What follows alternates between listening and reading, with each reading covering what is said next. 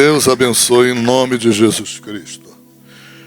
Todos encontraram Romanos capítulo 4? Aleluia. Eu vou fazer a leitura para ser mais rápida, já lemos na abertura do culto. Em voz audível, os irmãos acompanhem em silêncio as vossas Bíblias. Versículo 17.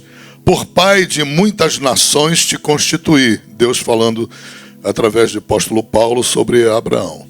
Perante aquele no qual creu, a saber Deus, o qual vivifica os mortos e chama as coisas que não são como se já fossem. O qual em esperança creu contra a esperança, que seria feito pai de muitas nações. Conforme o que lhe fora dito, assim será a tua descendência. E não enfraqueceu na fé, nem atentou para o seu próprio corpo já amortecido, pois era já de quase 100 anos, nem tampouco para o amortecimento do ventre de Sara. E não duvidou da promessa de Deus por incredulidade, mas foi fortificado na fé, dando glórias a Deus, e estando certíssimo de que o que ele tinha prometido também era poderoso para o fazer. Pelo que isso lhe foi também imputado por justiça. Amém? Agora abram lá em Abraão. Capítulo 15 de Gênesis. Todos vocês sabem que no capítulo 12 há o chamado de Deus para Abraão deixar a terra de Ur dos Caldeus, não é? E ir para uma terra que Deus havia separado para ele, que é Canaã. No versículo 14, nós temos, aleluia, de novo, Deus mais uma vez chamando Abraão, aleluia, glória ao teu santo nome, Senhor. Aí vem o que nos interessa agora. Capítulo 15, aliás, capítulo 17, mas no 15 também Deus repete o chamado de Abraão, não é? Veio a palavra do Senhor a Abraão em visão, em visão. Vocês vão observar que Deus vai se aproximando de Abraão de forma progressiva, não é? Aqui ele está falando com Abraão em visão, falando sobre o chamado de Abraão. E no capítulo 17, que é o que nos interessa, vamos ler juntos a partir do versículo 1. Eu leio os ímpares, vocês leem os pares. Sendo, pois, Abrão, ainda não é Abrão da idade de 99 anos, apareceu o Senhor a Abrão e disse-lhe: Eu sou o Deus Todo-Poderoso, anda em minha presença e ser perfeito. 2, a igreja.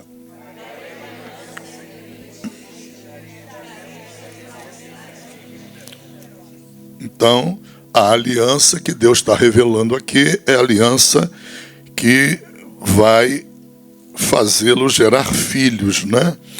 E ele será, essa geração, descendência de Abraão, será multiplicada imensuravelmente. 3. Então caiu Abrão sobre o seu rosto e falou Deus com ele, dizendo. 4, a igreja.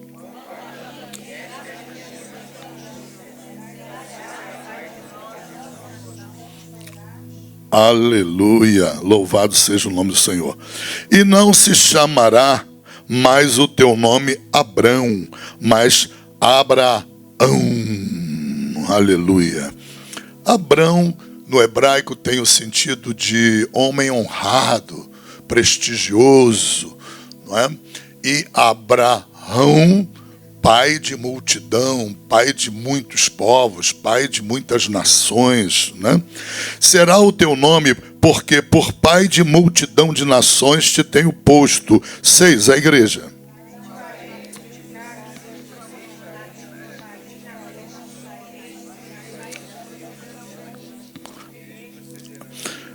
Amém. Agora eu quero que vocês pulem para o versículo 15, tá bom?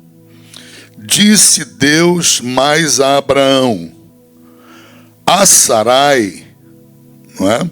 Antes dela se chamar Sara, ela chamava-se até aqui Sarai. Seria no hebraico minha princesa, não é? Tua mulher não chamarás mais pelo nome de Sarai, mas Sara será o seu nome, porque eu hei de abençoar e hei de dar a ti dela um filho, e a abençoarei, e será mãe de nações, reis, povos sairão dela. Então Sara é bem diferente de minha princesa, não é? Isso tem um significado maravilhoso, não é? Sara significa mãe de nações, de reis, de povos que sairiam dela. Todos nós, o 17. Então caiu Abraão sobre o seu rosto e riu-se, e disse no seu coração: a um homem de 100 anos há de nascer um filho, e conceberá Sara da idade de 90 anos? E disse Abraão a Deus: tomara que viva Ismael diante de seu rosto. E disse Deus: na verdade, Sara, tua mulher, te dará um filho, e chamarás o seu nome Isaque. Isaque em hebraico significa riso, porque ele riu. E não só ele riu, depois vocês continuem lendo o texto, quem vai rir mais ainda é a esposa dele, é Sara, entendeu? Então, eles foram obrigados a colocarem o nome de Isaque, né? E disse Deus: na verdade, Sara, tua mulher, te dará um filho, e chamarás o seu nome Isaque, e com ele estabelecerei o meu concerto, o meu pacto, por concerto perpétuo para a sua semente depois dele. E quanto a Ismael, também te tenho ouvido, eis que o tenho abençoado, e falo-ei frutificar, e falo-ei multiplicar grandissimamente, né? 12 príncipes gerará, e dele farei uma grande nação. Podem tomar assento em nome de Jesus. E realmente Deus cumpriu a sua palavra com relação a Ismael, não é? Ismael deu origem ao povo muçulmano, ao povo árabe, e você tem nações poderosíssimas, né? Os Emirados Árabes, Dubai, na verdade, e outros países poderosíssimos no Oriente Médio são da descendência de Ismael. E prósperos, extremamente prósperos. A gente deve perder essa ideia de que Deus prometeu prosperidade somente à descendência de Abraão. Isto não é verdade. Deus prometeu também prosperidade à descendência de Ismael. Porém, o chamado era de Isaque. Era na descendência de Isaque que estava a aliança para a vinda de Jesus Cristo futuramente, não é? Então, é muito importante nós compreendermos esse cenário que parece muito simples, mas eu vou lhes falar nessa noite a respeito das loucuras de Deus. Se ofendeu com isso? Não. 1 Coríntios, Paulo diz que a loucura de Deus é mais sábia do que a sabedoria humana, e a fraqueza de Deus mais forte do que qualquer poderoso humano, não é? Loucura por quê? Porque ultrapassa a razoabilidade da nossa lógica, do nosso bom senso. O modo de Deus operar não tem nada a ver com a lógica humana, com o bom senso do homem. tudo que Deus construiu, tudo que Deus fez no universo, Ele fez ausente da nossa lógica, não é? Vocês sabem, por exemplo, que quando nós oramos por um milagre, fundamentalmente nós temos que compreender que há 4 partes fundamentais, obrigatórias na nossa oração por um milagre. Gravem isso, bom, está sendo gravado aí, depois vocês anotem. Em primeiro lugar, essa oração, ela precisa ser uma oração específica. Se você espera algo de Deus, nunca ore de forma genérica. Nunca. Deus não ouve orações genéricas. Tá bom? Deus ouve orações específicas. Quando eu digo ouve, não é porque ele fica surdo de repente, é porque ele se recusa a responder. Tá? Nós temos que entender Deus. O povo de Deus perece por falta de conhecimento, falta de entendimento. Então perdemos muitas vezes bênçãos, vitórias que Deus quer nos dar, milagres que Ele quer operar. Por quê? Porque não oramos de forma específica. Segundo lugar, há um outro elemento muito importante na oração pelo milagre, na oração pela cura, na oração, seja qual for a tua necessidade. Há um outro elemento que você não pode esquecer. Você tem que orar com fé, né? Com ardente desejo por aquilo que você quer. Sem problemas, né? Posso ir pulando isso aí, porque essas partes aí a gente fala muito aqui na igreja, mas vamos na última característica, no último elemento importante da oração, é o que se prende o estudo. Mas até o quarto elemento, existe o terceiro. O terceiro elemento fundamental na oração é você orar até romper. Você ora com fé, você ora de forma específica, mas com ardente desejo, né? Com fé, ardente desejo, mas você ora até romper. Você não pode orar quando dá vontade, você não pode orar quando lembra de orar. Eu não posso orar dessa maneira. Orar de forma descompromissada, porque essa mornidão toda de descompromisso na oração, quando se quer algo, mostra para Deus que o desejo não é muito grande. Se fosse, você orava todo dia, ou várias vezes no dia, não é? Então, é muito importante que nós venhamos a compreender a necessidade de orarmos até, usando uma linguagem aqui do David Yang Shu, ele falava assim: ore até você receber a segurança. Ore até você perceber a substância. Expressões dele, né? Para explicar esse elemento fundamental. É um elemento muito importante, orar com perseverança. O próprio Jesus, nos evangelhos, ele diz que nós devemos orar sem desanimar. Orar sempre, sem se dar por vencido.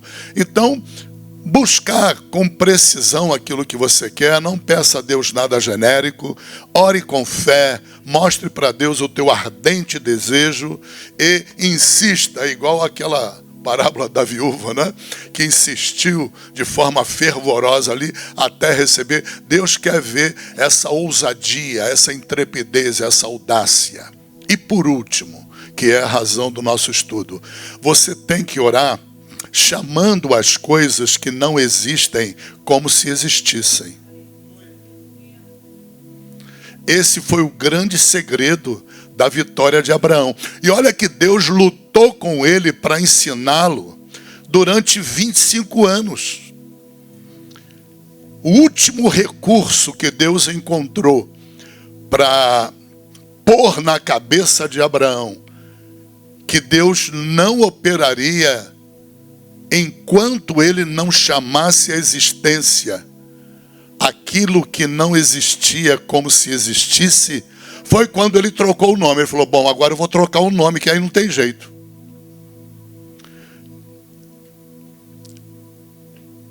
Presta bem atenção, porque muito se fala sobre trocar o nome de Abrão por Abraão, mas a maioria dos crentes não entendem por que Deus fez.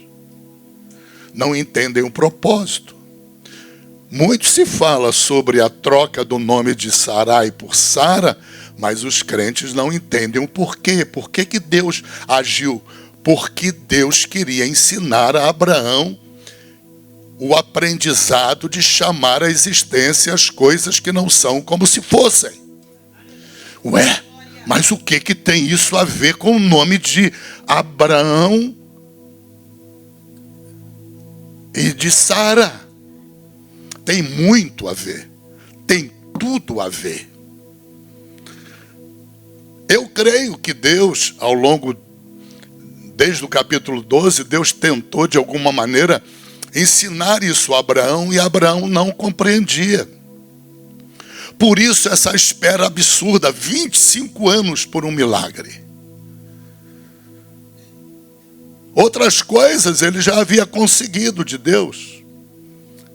Tornou-se um homem rico, próspero, saudável, não é?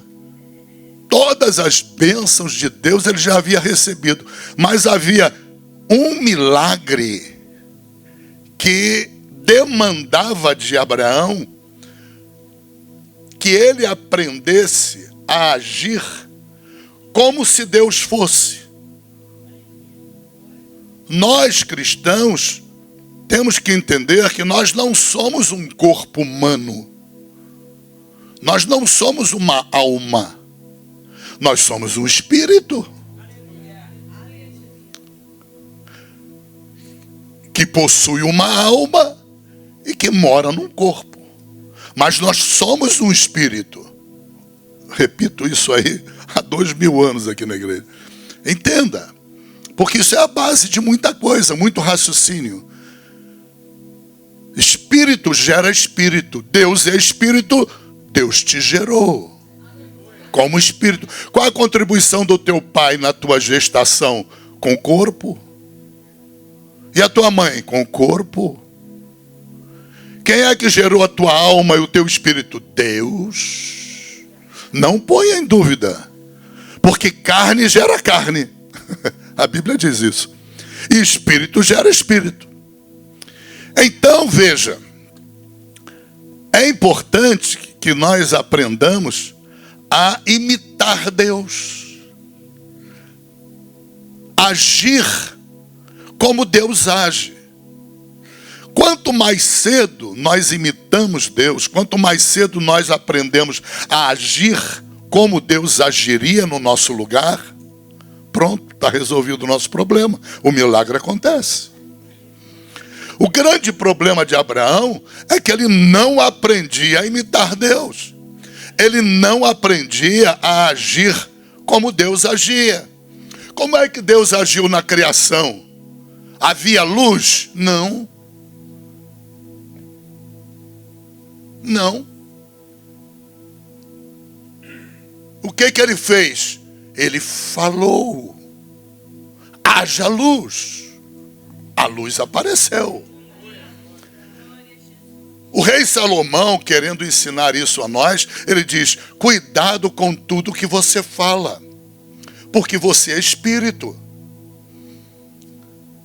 Jesus nos chamou de semideuses, porque nós somos espíritos. Nós temos o poder de amar ou detestar, ou odiar, ou rejeitar o próprio Deus. Entenda, somos espírito. A Bíblia diz em 1 Coríntios que aquele que está unido ao Espírito de Deus torna-se um espírito com ele. E a partir daí não são mais dois, são um.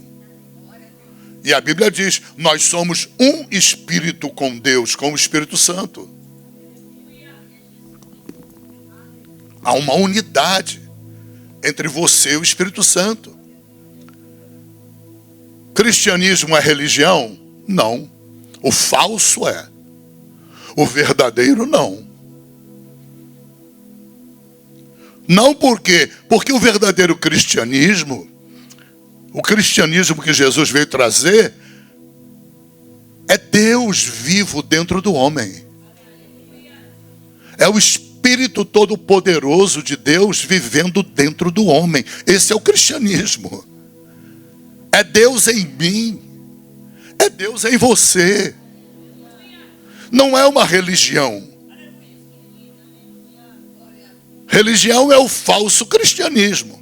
É cheio de largos filactérios, muita paisagem, muita coreografia, muita articulação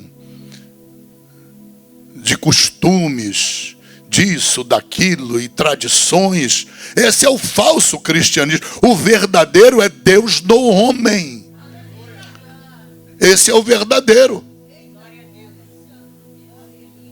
A Bíblia diz que aquele que está em Cristo, nova criatura é. As coisas velhas já passaram, eis que tudo se fez novo. Estar em Cristo é o alvo do cristianismo. Fazer com que nós estejamos em Cristo. Trazer as pessoas do mundo para estarem em Cristo. Para receberem Cristo dentro delas. Na pessoa do Espírito Santo. Esse é o alvo do cristianismo. Fazer com que as pessoas saiam do mundo, entrem para a igreja, aceitem a Jesus, confessem com a boca, creiam com o coração, tornando-se um verdadeiro cristão. Em que momento? Quando o Espírito de Deus desce sobre a pessoa e faz do corpo dela habitação. Então o verdadeiro cristianismo é Deus habitando em mim, é Deus habitando em você. Não é religião. Não é religião. Fora desse cristianismo, o resto é religião. Serve para nada. Amontoado de falsas opiniões, doutrinas de homens, costumes de homens, se sobrepondo à palavra de Deus. O rei Salomão falou: cuidado com as tuas palavras, porque nelas, na tua língua, nas tuas palavras, está o poder da vida e da morte. É muito perigoso a vida de um cristão que fica falando de problema o dia inteiro. É muito perigosa essa vida que ele leva. Ele está sujeito a uma tragédia a qualquer momento e Deus não vai impedir. Por quê? Porque ele está dando lugar ao poder da língua para a morte. Só fala de problema, só fala do mal, só fala de crise, só fala de um dia pior do que o outro. Chega a ser triste você conversar com muitas pessoas, você sai da conversa deprimido. O rei Salomão, falando sobre isso, ele falou: cuidado com a palavra que sai da tua boca, nela há poder de vida e há poder de matar, de morte.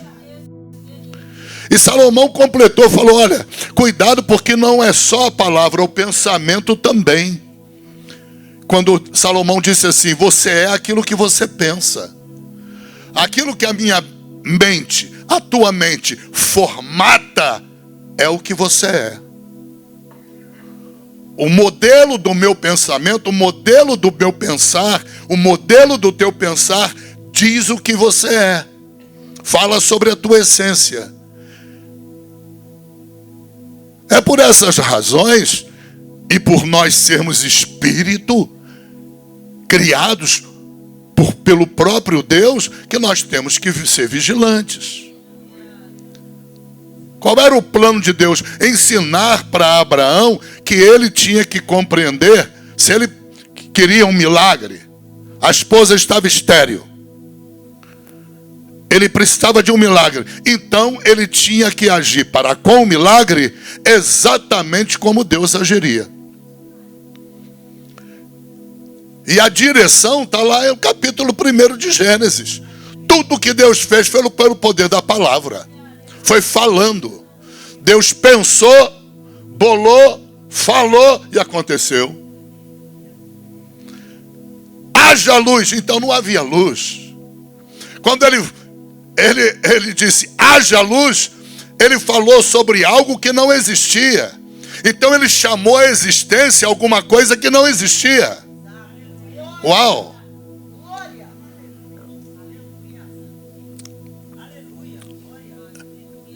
No Evangelho de João, Jesus Cristo, ele faz a mesma coisa. Capítulo 5, versículo 19 de João. Diz assim Jesus: eu não faço nada por minha própria conta. Nada. Você já viu isso escrito?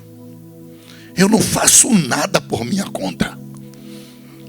Para eu fazer alguma coisa, eu vejo primeiro meu Pai fazendo. Para eu fazer igual. Mas como o crente vai aprender isso? Como? Como o crente vai aprender isso? É difícil colocar na cabeça das pessoas. Porque elas se sentem ridículas. Elas se sentem loucas. Eu já me senti louco também. Eu já parei de orar algumas vezes no passado, obedecendo à palavra de Deus, que eu falei, cara, eu estou ficando bem doido. Estou me sentindo falando com o vento. Estou me sentindo meio perturbado. Eu estou falando de coisas que não existem. Mas é exatamente como Deus quer que você haja. Olha o problema aí. Por isso é que a Bíblia diz que a loucura de Deus é mais sábia que a nossa sabedoria. Porque nós somos espírito. Ele é espírito. E o espírito, quando fala, alguma coisa acontece. O espírito, quando pensa, anuncia o que ele é. E quando fala, algo acontece. Porque é espírito. É a vida espiritual. Não tem nada a ver com a nossa lógica humana. Não tem nada a ver com os nossos 5 sentidos do corpo. Não podemos balizar a nossa vida espiritual, a vida do nosso espírito, com os 5 sentidos. Olha o grande problema do cristão. É que ele vive nos sentidos da carne. Ele vive nos sentidos do corpo. Se ele não vê, não crê. Se não tocar, não crê. Se não sentir, tudo é guiado pelo sentido do corpo. Como ter fé? Sem fé é impossível agradar a Deus. Como aconteceu um milagre num ambiente onde não há fé? Num ambiente em que o espírito não quer ser espírito, quer ser carne. Num ambiente em que o espírito é comandado pelos 5 sentidos da carne, do corpo. Não há como. É por isso que Abraão levou 25 anos. Até que Deus falou, bom, vou dar um basta nisso. Abraão, vou te dar uma ordem. Aliás, Abrão, homem requintado, homem inteligente, homem capaz, homem honrado, vou te dar uma... Teu nome mudou a partir de hoje. Tu não vai se chamar mais Abraão. Vai lá e fala para tua mulher que não pode te chamar de Abrão. Oi, olha o rolo começando aí. A mulher estava com 90 anos chamando ele de Abrão. Você chega para a mulher e diz, não chama mais ele de Abrão. Se chamar, vai morrer estéril. Deus travou, loucura de Deus. Teu nome será agora Pai de muitas nações. Olha que loucura. Quando Sara chamava Abraão, meu querido, sabe o que ela estava dizendo? Pai de muitas nações. Mas ela era estéril. Uau, Deus travou. Deus travou a luta ali.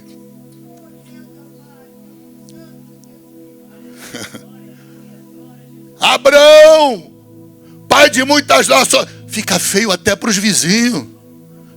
Um vizinho conversando com outro, tu já imagina? Ela ficou louca. A mulher está com 90 anos, mortinha da Silva, ventre morto, tudo morto. O bichinho está lá com 100, levanta mais nada. Tudo morto e acabado. Os dois doidos estão se chamando um ao outro. Ela está dizendo assim: Abraão, o pai de muitas nações, o jantar está pronto. O vizinho escuta. Olha o barraco que Deus arrumou. Ô Sara, não pode chamar de Sarai mais. Se chamar, vai morrer sem filho. Deus vai ter um plano B. Ai meu Deus, não posso chamar ela de Sarai. Sara, mãe de muitos reis, mãe de muitos povos, venha cá. Loucuras de Deus, absurdos de Deus. E Deus começou a testá-los nisso. Vocês vão começar a profetizar. Vocês vão aprender a profetizar. No poder da língua está a vida. Aleluia. Muitas vezes, você quando não está habituado a isso, você se sente louco também. Abraão também se sentiu meio doido. A Bíblia chegou ao ponto, em capítulo 4 de Romanos, a dizer que ele esperou contra a esperança. Deus deixou o bichinho ficar morto. A bichinha morta também. Tem mais condição de nada fisiologicamente. Quer seguir o sentido do corpo? Os sentidos do corpo estão dizendo não tem chance. Zero chance. Pronto. Agora tem só uma opção. Chamar a existência o que não é como se fosse. Uau! Deus travou a guerra com eles. Com os dois. Observe que Deus, no versículo 15 do capítulo 17, ele fala primeiro com Abraão: tu não se chamará mais Abrão. Teu nome a partir de agora é Abraão. Aí Deus vem e continua discorrendo sobre Abraão. Agora ele vai falar com Sara. Ele fala com Sara. Você não se chamará mais Sarai, princesa. Tu agora vai se chamar mãe de muitas nações, povos, reis. Uau, travou. Ou dá ou desce. Para voltar para o reino dos sentidos, não tem mais vida, o ventre está morto.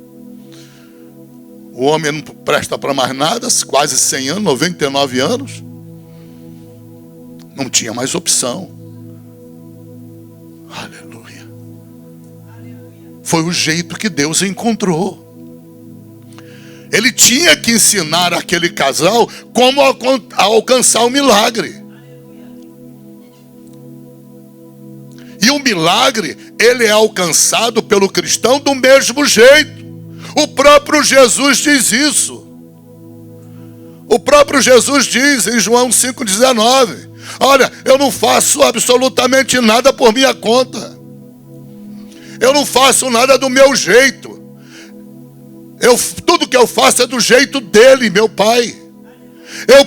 Olha que ponto Jesus chega. Eu primeiro vejo ele fazendo e copio. Imito.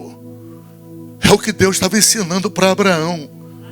Assim como eu criei o mundo, assim como eu crio todas as coisas, você vai gerar o teu milagre. Você vai gerar a tua cura. Tá rindo, Abraão? Bota o nome do filho de Isaac, que em hebraico quer dizer riso. Homenageia o teu riso. Tá rindo, Sara? Bota o nome do filho de riso. Deu ordem para os dois. Uau, travou. Não tem escapatória. Ou então volta para a carne. E ela morre estéril e ele perde a promessa. Deus não fará nada na tua vida sem contar com você. Dá para entender a profundidade disso? Não vem com essa história de ficar trepando na oração do outro, não. Para com isso. A oração do outro não é cavalo para você montar. E não ora. Tu pode até pedir oração para qualquer um outro, desde que você ore. Não caminha na presença de Deus usando da unção alheia. E não buscando a própria. Por preguiça, por comodidade. Não faça isso, que tu não vai ver teu milagre. Tu não vai ver cura, vai morrer daquela doença. Deus não se agrada de tolo. Entenda. É o modo de Deus ou não é. Pronto. Chegou na encruzilhada. Na encruzilhada, capítulo 17. Ou é do meu modo ou não é. Vou te ensinar, Abraão, a você chamar a existência as coisas que não são como se fosse. Começa a chamar Sarai de Sara. Começa a reconhecer que ela será mãe de muitas nações. Vou obrigar Sarai a chamar você de Abraão, não de Abrão. Para obrigá-la a profetizar, para obrigá-la a entender e compreender o poder da palavra da boca. Poder da palavra. Ela vai profetizar. Se ela quer a cura do ventre, vai ter que profetizar. A cura ela vai aprender que está na boca. Tu vai aprender que o milagre da promessa que eu tenho te prometido está na tua boca, Abraão. Não quero mais ouvir a palavra Abrão. A partir de agora, não me fale mais Abrão. Diga isso para tua mulher. Não quero mais ouvir você chamá-la de Sarai. Tu vai chamá-la de Sara. Mãe de muitos povos, reis. Uau, travou tudo. Isso é muito sério. Nós temos que viver a vida espiritual. Como é que nós vamos ser cristãos sem viver a vida espiritual? E a vida espiritual, entenda, o modelo está em Deus. O modelo está em Cristo. Se o próprio Filho unigênito de Deus diz que ele não fazia nada por sua conta. Nada. Ele primeiro tinha que ver o Pai fazendo. O Pai demonstrava para ele. E depois de demonstrar, aí ele copiava. Uau! Aí eu, Joãozinho da Goméia, vou querer ser melhor que Jesus? A mulher morre sem parir filho. O homem morre desempregado. Morre pela enfermidade que está buscando cura, está buscando um milagre. Não tem como viver independente de Deus. O meu modo de agir como cristão é o modo com que Deus age. Se eu não agir no âmbito da oração, no âmbito do milagre, no âmbito da cura, sinais, prodígios e maravilhas, se eu não agir no âmbito de como Deus age, eu estou por minha conta. O que sobra é agir no âmbito da carne, dos sentidos. Aí espera no médico o milagre. O dia que eu ouvi do médico, não tem mais jeito não, conta os meses, daqui a 3 meses está morto. Foi isso que aconteceu com Abraão. Ele estava no limite. Aquela foi a última cartada de Deus. Eu vou mudar o nome dos dois. Vou fazê-los profetizar, até passando vergonha. Vão começar a sofrer, com os vizinhos debochando. Bando de incrédulos, que não conhecem Deus. Vou fazê-los profetizar. Por isso Deus mudou o nome dos dois. Para arrancar a profecia. Porque a profecia, ela é geradora do milagre. A palavra da boca de um crente, ela é geradora de milagre. Entenda. Aleluia. Louvado, engrandecido é o nome de Jesus Cristo. Se você espera um milagre de Deus, imite Deus. Chame à existência as coisas que não são como se fossem. Deus tentou isso antes com Abraão. Só que ele ainda era garotão. A carne estava poderosa. Deus falou, não dá não. Tem que esperar mais tempo. Deixa morrer tudo. Deixa apodrecer tudo. Eu vou fazê-los esperar contra a esperança. Porque a esperança está onde? Está na carne. A esperança de Abraão estava no vigor físico dele. Esperando a cura da mulher. E a esperança da mulher, esperando em Deus. Esperando como? Do modo dela.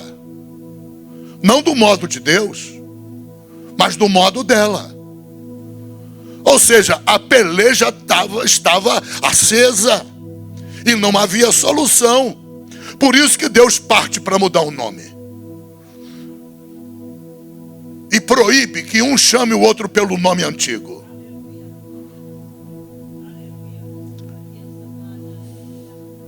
Tudo que Deus não conseguiu em 25 anos. Porque quando Deus apareceu em visão para Abraão, no capítulo 12, Abraão estava com 75. Agora no capítulo 17 ele está com 100. Tudo que Deus não conseguiu em 25 anos, Deus vai conseguir num ano. Num ano. Aliás, antes de um ano. Porque Deus é tão misericordioso, Ele é tão bom, é tão pai, que quando Ele viu a obediência de Sara, viu a obediência de Abraão, um chamando o outro por profecia, chamando à existência as coisas que ainda não existiam, vencendo a esperança da carne contra a esperança. Aí Deus falou, opa, vamos lá de novo, vamos descer de novo. Deus aparece para os dois e diz, olha, daqui a um ano, no tempo deste período, eu voltarei para conhecer Isaac. Aleluia. Eu vou visitar com milagre. Operando Deus, quem é que pode impedir? Foi aí que Deus diz para Abraão e para Sara, haverá alguma coisa difícil para mim? Meu Deus do céu. Não tente produzir um milagre pelo teu modo.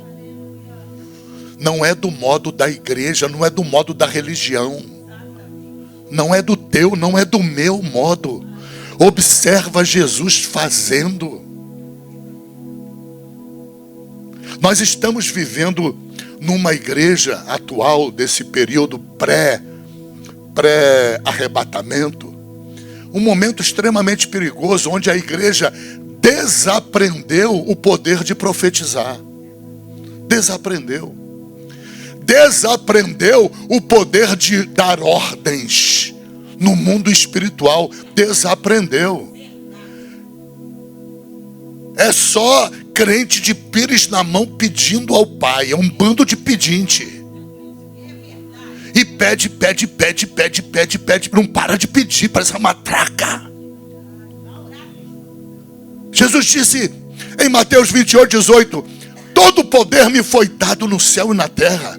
Em Lucas 10:19, eu vos dou poder, eu vos dou autoridade. Vocês vão pisar serpentes e escorpiões, ou seja, demônios, com essa autoridade, com esse poder. Não tenham medo, nada pode lhes causar dano algum. Aí o crente abre mão do poder, devolve o poder para Jesus, devolve a autoridade e vem de pires na mão todo dia pedir para Jesus. Está na religião. Está na religião.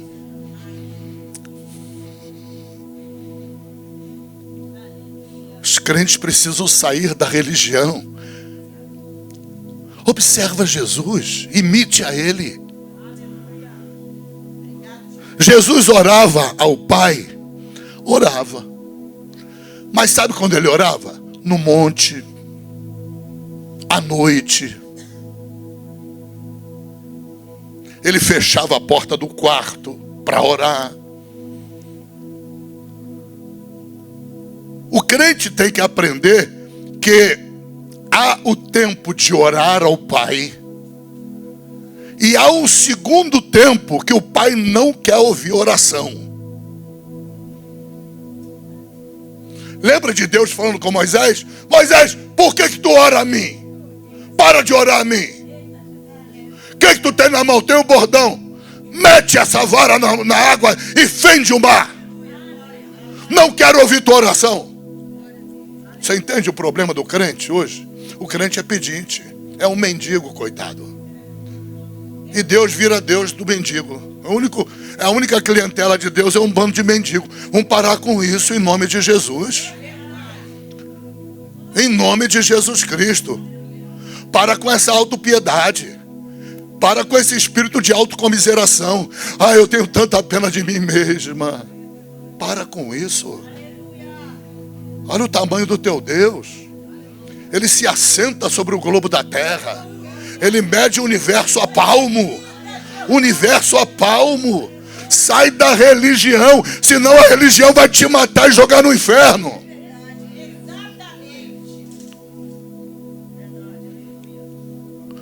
O poder da religião é de jogar as pessoas no inferno. Toda religião é sofista. Você sabe o que é um sofisma? Sofisma é prometer uma mentira. Toda religião promete o quê? Que ela vai te religar com Deus. Religião nenhuma religa o homem a Deus. O único mediador entre Deus e os homens é Jesus Cristo, o homem. Não é religião. Até a nossa, que enquanto é religião na cabeça de alguns crentes, não religa ninguém com Deus. Igreja nenhuma religa com Deus. Quem religa é Cristo. Não é religião, é Cristo. Entenda. Isso é muito sério. Deus disse para Moisés: chega, não quero mais ouvir tua oração. Os crentes estão assim, eles não sabem quando orar. E quando não é mais para orar. É hora de ordenar. É hora de decretar. É hora de profetizar. Eles não sabem. É necessário, entenda isso. Olha a palavra de Deus, Lucas capítulo 6. Diz assim: e Jesus passou a noite em oração. Era noite. Ele tinha que dormir. Ele tinha que descansar, restaurar o corpo dele, porque ele era humano. Ele tinha que descansar. E ele passou a noite em oração. Ou seja, ele orou algumas horas da noite. Ou por toda a noite. Mas quando amanheceu o dia, ele não orou mais a Deus. Ele não orou mais.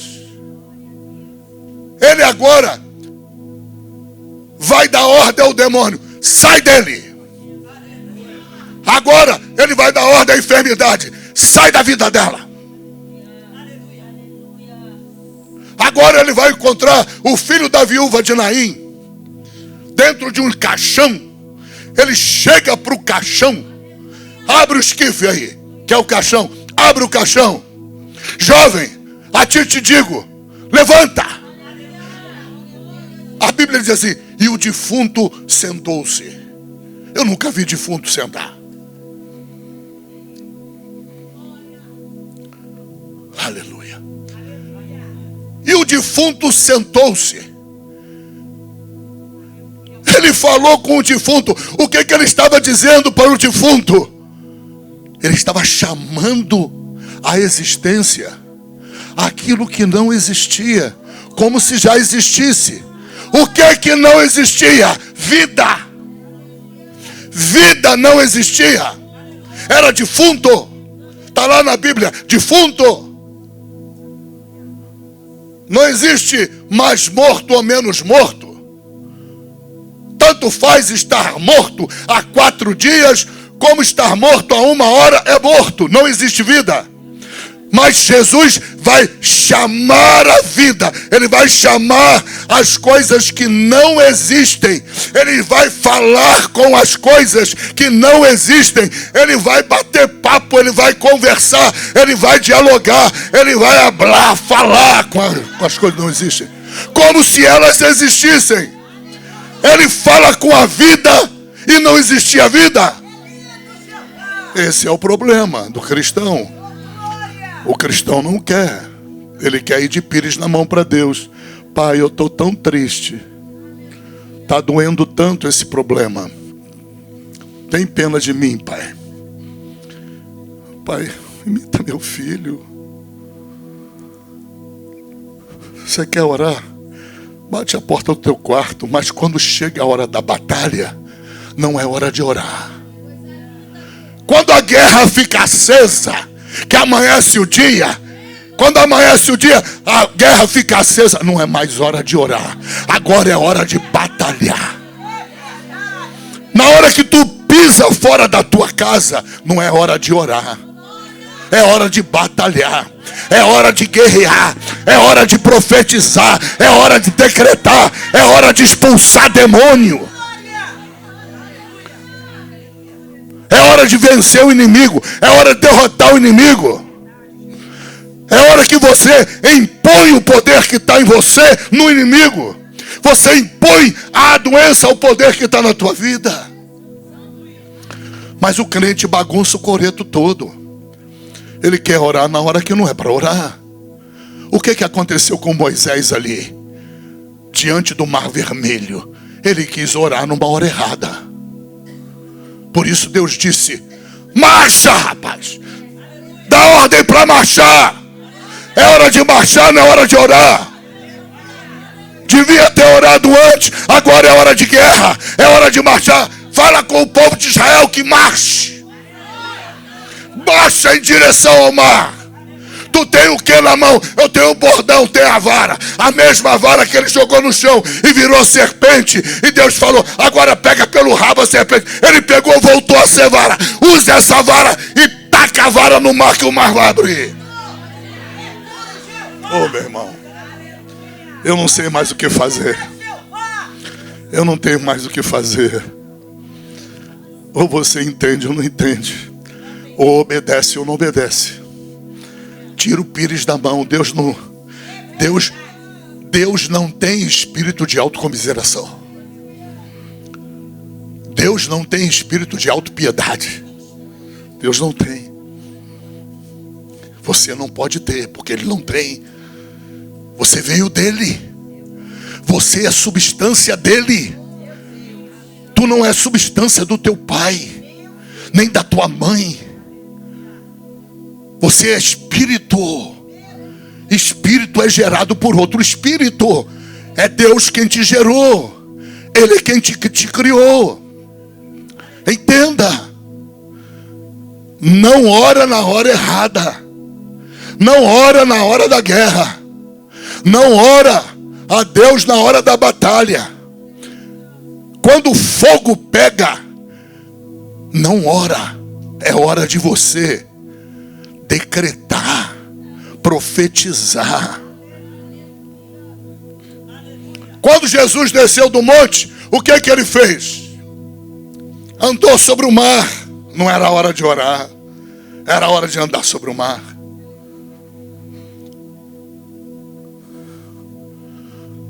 O que ele fez? Em outra situação, ele deitou lá na popa do barco. Aleluia. E levantou a tempestade.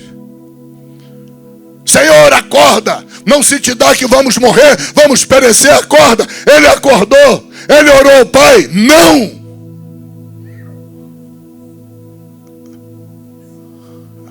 Ele orou ao Pai. Não. Você está entendendo? Não. Por quê? Porque a hora de orar foi lá no monte. A tua hora de orar é no quarto da tua casa. Tua hora de orar aqui na igreja. No relógio de oração, nos horários de oração. São as horas para você orar. Não ora em hora trocada. Não troca os ponteiros. Então, como é que ele agiu diante daquele incêndio espiritual, ataque de demônios? Os demônios, sabendo que ele vai para Cafarnaum, e lá em Cafarnaum ele vai libertar um endemoniado de Cafarnaum. Gadareno, aliás, da cidade de Gadara. Cafarnaum, olha eu aí. Demônio gadareno. Os demônios usaram, porque a Bíblia diz em 2 Coríntios 4:4 que o Deus deste mundo é Satanás. O Deus desse século é Satanás. Os demônios usaram as leis da natureza. No meio do mar da Galileia, que aquilo não é mar, aquilo é uma lagoa. O riozinho fininho, o Jordão é pequenininho. Joga água ali dentro, depois pega do outro lado. Tudo parado, não tem onda nenhuma, quase nada. Mas estava um vento sobrenatural. Uma tempestade absurda. O mar estava quase... O barco capotando. Os apóstolos ficaram apavorados. Jesus levantou para orar? Não. Ele usou da autoridade. Cala-te, vento! Orar foi à noite. Foi lá à madrugada. Cala-te, vento! Aquieta-te, mar! Ele estava ordenando. É o que Deus ensinou para Moisés lá no Mar Vermelho. Não oras a mim. Para de orar a mim. Diga ao povo que marche. E ele que não obedecesse a Deus. Diga ao povo que marche. Fende as águas. A Bíblia diz que quando ele fendeu, com fé, tal, um vento oriental, Deus mandou e abriu o oceano. Abriu. O vento era tão poderoso que eles passaram no fundo do mar com uma coluna de água de um lado e de outro. Milhões de pessoas passando ali. A pé seco. Não ficou uma gota debaixo dos pés deles. O que é difícil para Deus fazer? É o teu milagre que é difícil? Não é. É que de repente você está fazendo a coisa errada. Você está fazendo do teu jeito e não é do teu jeito. Se às vezes está fazendo do teu modo, está lidando com a situação do teu modo, não é do teu modo. É do modo de Deus. Os elementos mais importantes da oração são esses 4. Quando você orar lá no teu quarto, olha, seja preciso, manifesta a tua vontade clara para com Deus. Segundo, ora com fé. Ou seja, Deus vai querer ver em você desejo ardente. Não é uma vontade assim, meia mulambenta, não. Desejo ardente. Senão ele não vai ouvir tua oração. Terceiro lugar, ora até romper. Enquanto você não sentir paz, cai dentro da oração. Vai para o quarto de oração. Vai para o monte de oração. Se reserva um lugar de oração para orar. Agora, quando você descer do monte, sair do teu quarto, vem a 4ª exigência de Deus, que é a mais importante de todas. Você vai ser igual a Deus, vai fazer como Deus faz. Você vai chamar a existência a cura. Você vai chamar a existência a tua cura. Vai chamar com voz audível, em alto e bom som. Não é chamar de forma envergonhada, com medo que o vizinho te chame de louco. Aprenda com Abraão. Ele não teve medo de chamar Sarai de Sara. Era vergonhoso. Os vizinhos, esse cara é louco. E ela é outra louca também. Olha a senilidade, olha a idade chegando aí. Imagina essa conversa contra Abraão e contra Sara. Ficaram tentando o juízo, ficaram loucos. O que eles não sabiam, que a loucura ali era de Deus. Que a loucura ali era mais sábia do que a sabedoria do maior sábio da humanidade. Oh, meu Deus. Não troca os momentos. Cuidado para você não trocar esses momentos. Cuidado para você não orar na hora de ordenar, na hora de atacar. Observa Jesus. Veja quando ele orava e como ele fazia depois que acabava de orar. Ele não orava mais. Ele repreendia demônios, se fosse demônio que ele tivesse que enfrentar. Ele repreendia a enfermidade. Ah, Senhor, se tu quiseres, tu podes libertar o meu filho desse demônio. Jesus respondeu: e se tu creres, tudo é possível àquele que crê. Sai, demônio, dele. Não era hora de orar, era hora de dar ordem ao demônio. Marcos capítulo 16. E esses sinais seguirão aqueles que crerem. Quais os sinais? Imporão as mãos sobre os enfermos e os curarão. Jesus não está dizendo que vai curar no teu lugar. Ele está dizendo que você vai curar. Você vai curar. Olha para Paulo, capítulo 3 de Atos. Paulo tinha pego João e falou: João, está na hora de orar lá no templo. Vamos orar? Vamos. Um mendigo intercepta na entrada do templo, esperando uma esmola. O camarada era mendigo, estava mendigando ali há anos. E esperava receber uma ajuda de dinheiro. Aleluia. Eles foram interceptados. Eles iam orar. Mas eles perceberam que não era hora ainda de orar. Ainda era hora de guerrear. É por isso que Pedro vira para o mendigo e diz assim: olha para nós.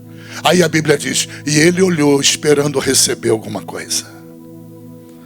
Pedro responde: eu não tenho prata, não tenho ouro, mas uma coisa eu tenho. Levanta em nome de Jesus. Decretou. Chamou a existência o quê? A saúde. Ele não tinha saúde. Ele estava assim desde o nascimento. Nunca houve saúde naquele corpo. Saúde era alguma coisa que não existia, mas eles aprenderam com Abraão. Eles aprenderam com Deus ensinando Abraão. Eles aprenderam a chamar à existência as coisas que ainda não existiam, como se já existisse. Por isso que ele fala: levanta e anda.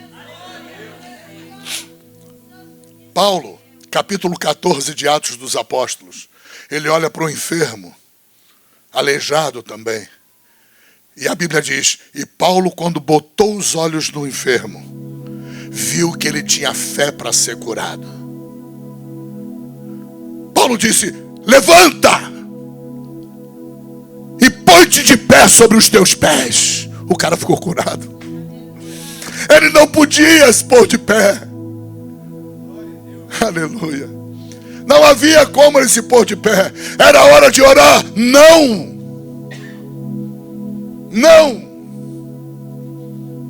Não era hora de orar. Era hora de guerra. A guerra estava acesa. Era hora de profetizar. Era hora de chamar à existência as coisas que não eram como se já existissem. Eu espero ter sido usado por Deus para acertar esses ponteiros na minha e na tua vida. Entenda em nome de Jesus. Não há ninguém fora dessa palavra, nem mesmo eu estou fora. Tá? Não permita que isso aconteça. Não troca as bolas, não inverte os ponteiros. No teu relógio tem um ponteiro marcando a hora e outro marcando o minuto. Quando isso é trocado, o relógio não funciona. Não troca esses ponteiros na tua vida espiritual. Você está entendendo? Observa. Deus fazia que Jesus o visse operando. Dizia para Jesus: faça exatamente igual. Não é o teu jeito, não é o teu modo, não é como você quer, é como eu faço. Jesus aprendeu. Jesus vem para os apóstolos e ensina para os apóstolos: façam exatamente como Deus faz. Eu vou ensinar para vocês. Deus comigo me mostrou que não era do meu jeito, não era do meu modo, era do modo dele. Então vocês aprendam a fazer do modo dele. Paulo aprendeu. E o que ele ensinou para a igreja? Sede meus imitadores, disse esse. Sede meus imitadores, assim como eu sou de Cristo. Aleluia. Louvado seja o nome do Senhor. Não é do teu jeito, não é do teu modo, não é do meu modo, não é do modo de nenhum pastor na terra, não é do modo de nenhum apóstolo na terra, não é do modo de nenhum bispo na terra, não, é do modo de Deus, é do modo de Deus. A igreja que ordena é uma igreja que está em desuso. Ela está sendo substituída por uma igreja chamada religião, onde os crentes estão de pires na mão como mendigos, falando com um Deus que eles não conhecem. E muitos nem querem conhecer.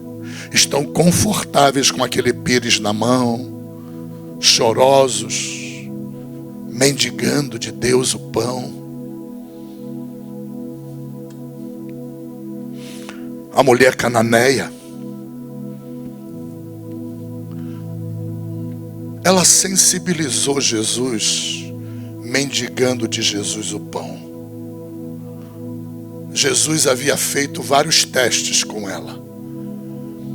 E Jesus só aceitou ela mendigar o pão porque ela, ímpia, pagã, sem conhecimento de Deus e de Cristo, ela chamou Jesus de Senhor. Jesus havia dito para ela: mulher, não é lícito eu pegar o pão dos filhos e dar aos cães. Ai, doeu. Chamou de cadela. Por quê? Era ímpia, era pagã, adoradora de ídolos.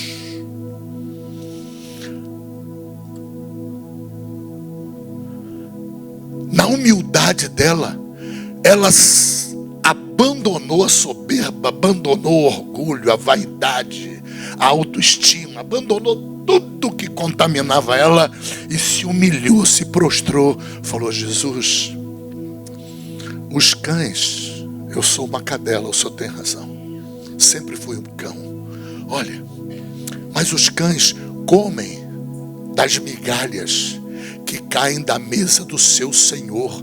Chamou Jesus de Senhor.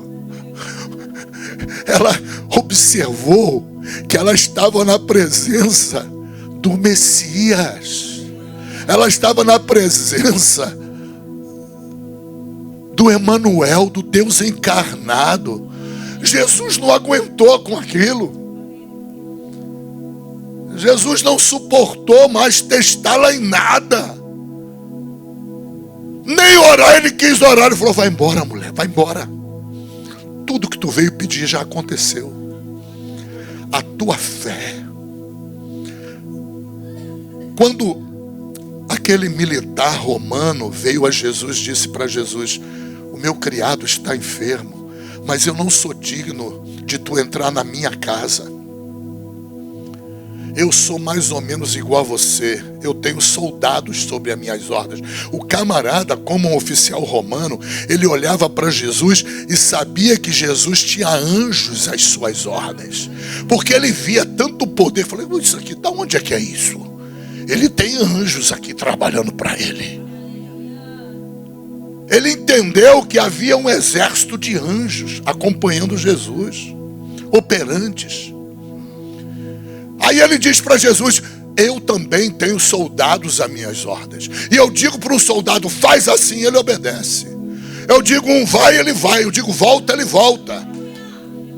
Então, Senhor, não precisa ir na minha casa. Meu criado está lá na minha casa, mas não há necessidade. Ih, cara, aí Jesus não aguentou. Jesus diz: eu nunca vi fé entre os crentes igual a essa aí. Eu nunca vi fé entre os judeus, entre os crentes.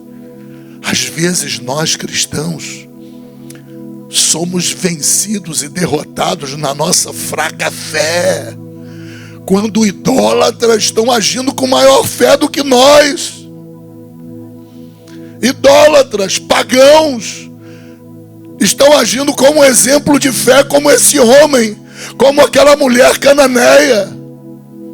E nós estamos com a fé fraca, pequena, debilitada. Essa é uma realidade bíblica. Mas Deus me mandou aqui hoje para eu e você, nós aprendermos com Ele. Aprendermos com o Espírito. Aleluia. Vamos restaurar a igreja que ordena. Hora de orar? É hora de orar. Você está em casa, quer orar? Pode orar 1, 2, 3, 4 vezes. Pode orar o tempo que você quiser. Na hora que você sair de casa e você vai evangelizar, não é mais hora de orar. Agora tu vai evangelizar. Tu ataca o demônio que está na pessoa. Você estende a mão e cura aquela vida. Estende a mão e liberta aquela vida. Não fica ali com oração de religioso, não. Lembra de Jesus. Quando ele saía do monte, quando ele fechava a porta da casa dele e ele partia para a evangelização, era só ordem que ele dava. Não houve uma vez que ele orasse ao Pai nessa hora. Não houve uma. Tem gente que diz assim: houve uma sim. Foi lá diante de Lázaro, ele fez a oração. A oração que ele fez não era por Lázaro. Foi uma oração de gratidão. Pai, graças eu te dou que a galera está toda aqui, Senhor. Foi isso aí que ele falou. Quer ver a oração dele? Lázaro, sai para fora. Ele está falando com quem? Com o defunto? Ele está chamando à existência alguma coisa que não existe. Como se existisse. O que não existia? E ele chama a existência. Mesmo não existindo, ele trata como se existisse a vida. Ele enxergava Lázaro vivo na fé dele. Você tem que enxergar também. Você tem que enxergar aquilo que não existe ainda. Pessoa está enferma, então ela não tem saúde. Então tu vai invocar a saúde. Tu vai repreender a enfermidade. Tu vai cancelar a enfermidade. E chama a saúde. Atrai a saúde. Chama a existência aquilo que não existe, que a pessoa precisa daquilo.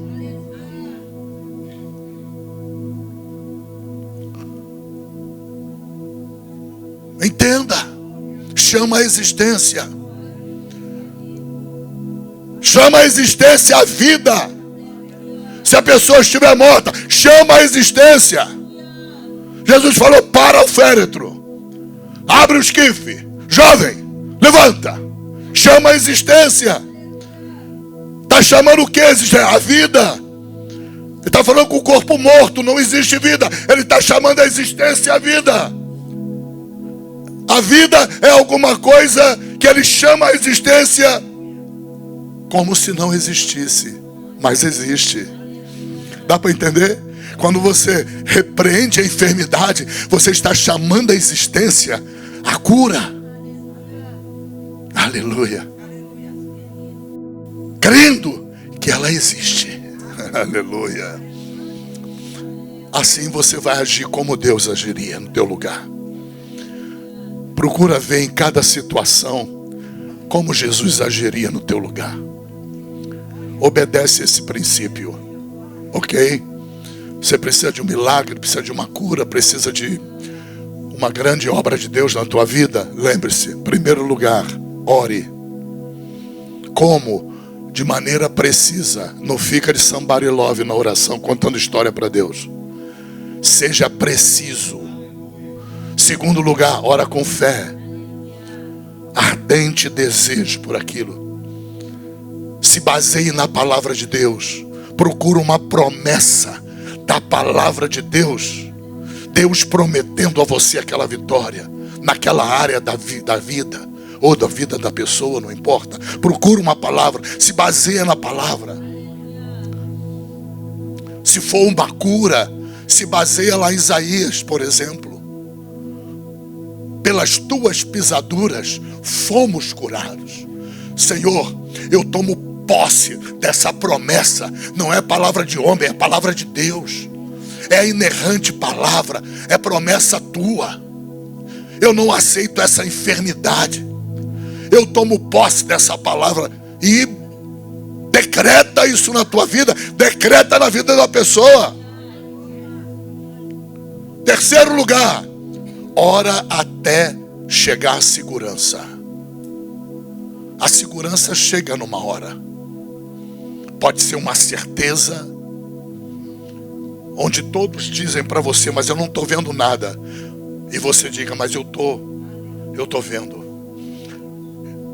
Eu estou sentindo, eu estou detectando. Isso aconteceu comigo quando eu tinha pressão alta. Pressão altíssima. Vivia aí nas madrugadas do Barrador, sujeito à internação com pressão altíssima. Passei anos assim, até que um dia chegou a segurança. Quando eu entrei numa farmácia, coloquei o braço no aparelho da farmácia de medir pressão, e quando eu percebi a pressão, ela tinha diminuído. Só que ela não tinha diminuído para normal, ela tinha abaixado abaixo do normal. Eu falei: é a segurança, é o sinal. Não deu outra, missionária, não deu outra. Era o sinal. Peguei o meu sartana, joguei hidroclorotiazida, joguei no lixo. Falei: eu não estou. Essa é a segurança. Era a segurança. Nunca mais tive pressão alta. Isso já tem quase 15 anos. Passei 15 anos com pressão alta. Estou há 15 sem pressão. Entende? Você vai receber um sinal de Deus de que não precisa mais orar, não precisa mais guerrear. Vai entrar paz. Colossenses capítulo 3, versículo 15 diz: a paz será o vosso árbitro. A paz, ela entra no teu coração. Você toma a coragem de jogar o remédio fora. Você toma a coragem. Até às vezes que eu chegava no médico, anos depois, e o médico: você está vermelhão, você é filho de italiano, não, de português. Mas você está vermelhão, você deve estar com pressão alta. Eu falei: pressão alta está o senhor, doutor. Eu não estou com pressão. Você não pode negar o milagre, senão ela volta a subir. Não cai nesse laço do diabo, não, para agradar médico. E eu falei para ele, a minha está melhor que a sua, vamos testar as duas? Aí ele segurou a onda, porque eu sou grosso, às vezes é raro isso. Aí o que acontece? Não tirou a pressão e eu nunca mais tirei também. Não quero saber também. E se eu tirar, tiver alto, eu falo, tá baixa. Tá baixa. Deu para entender? Ah, mas tá mentindo. Não estou mentindo, não. Eu estou falando mediante os olhos da fé. Eu estou olhando pelos olhos da fé, não pelos olhos da carne. Deu para entender? Você tem que tomar posse da tua vitória. Dá uma salva de palmas para o Senhor. Deus. Vamos estar de pé em nome de Jesus Cristo. Aleluia. Pai, eu te dou graças pelo privilégio de trazer esse estudo para os teus filhos, Pai. Edifica teus filhos na vida de oração, mas edifica eles também, Senhor, na hora da batalha, na hora da guerra, meu Pai. Em nome de Jesus Cristo, mostra para os teus filhos a necessidade de orar com sabedoria, Pai. De não misturar os tempos da nossa vida, Pai. Em nome de Jesus Cristo, ensina e levanta aqui nessa igreja homens guerreiros, Pai. Guerreiros de oração dentro do quarto fechado ou dentro da igreja, Pai, ou no monte, mas guerreiros também no ataque a Satanás, guerreiros no ataque aos demônios, no ataque às enfermidades, meu Pai, no ataque ao espírito da morte, meu Pai. Em nome de Jesus, levanta homens guerreiros, mulheres guerreiras, Pai, pastoras, missionárias, mulheres que pregam o evangelho sem temer aquilo que vai achar o homem, meu Pai. Elas pregam a tempo e fora de tempo, que pregam se for conveniente, se for oportuno, mas se não for também estão pregando, meu Pai, porque o compromisso delas é contigo. Abençoa essas mulheres pregadoras, abençoa esses homens pregadores, meu Pai. Fortalece eles na fé, no conhecimento, na graça, dá intrepidez, Senhor. Enche eles de intrepidez, derrama unção de intrepidez, unção de ousadia, meu Pai da glória. Transforma, Pai da glória, o medo em bravura, meu Pai.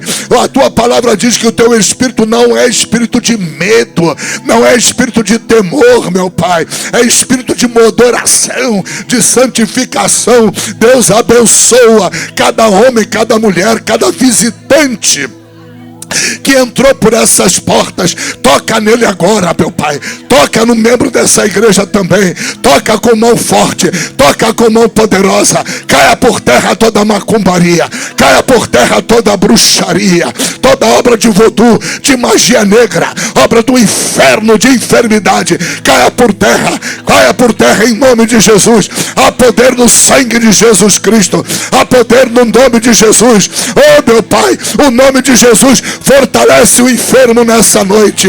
Começa a fortalecer, meu Pai. Começa a produzir, meu Pai da glória, a cura nessa noite.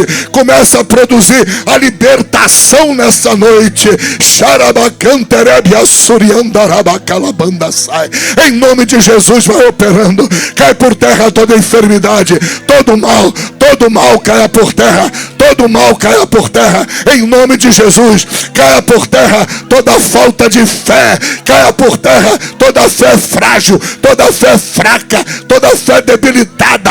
Oh, meu Pai, levanta agora para louvor da tua glória a vida dessa mulher, a vida deste homem. Queima agora toda enfermidade, incinera agora, manda fogo do céu, Senhor, manda fogo do céu, vai queimando, vai queimando, vai queimando, vai queimando todo espírito maligno que tem escravizado a pessoa, Pai, na diabetes, meu Pai, na artrite, na artrose, meu Pai, no transtorno de ansiedade, na depressão. Cai por terra agora, demônio, em nome de Jesus. Cai por terra, sai em nome de Jesus. Sai dessa igreja, sai da vida dessa mulher, sai da vida desse varão. Vai saindo da vida do visitante. Saia, saia, saia, em nome de Jesus, em nome de Jesus, em nome de Jesus Cristo. Dá uma salva de palmas para o Senhor.